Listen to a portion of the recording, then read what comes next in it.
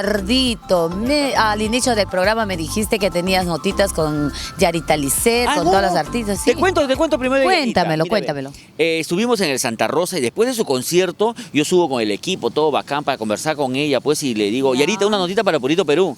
Ya. Y no sabe lo que pasó. Sí, no, sí, yo ya sé ya, porque uno de los chicos me ha mandado un videíto a mi WhatsApp y estoy muy enterada. Es por eso que me emocionaba y quería que ya llegue en este momento para presentar la nota. ¿Pero qué chico te mandó? Uno de los chicos de producción me mandó un videíto en la cual se te ve como muy acaramelado, que Yarita saltó, te llenó de besos por aquí, por no, allá. pero, amiga, eso no es algo raro en mi persona, ¿no? O sea, Ay, sí. cuando uno fluye, o sea, yo qué culpa ¿Qué? tengo. ¿Irresistible eres? No sé si irresistible, lo que pasa es que cuando un Ay, baño seguido vuelvo mejor rico. cállate, ya vamos a ver el siguiente video.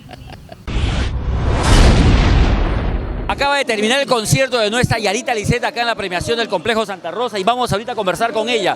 Yarita Ñaña para Purito Perú, excelente concierto. ¿Cómo están? Amor.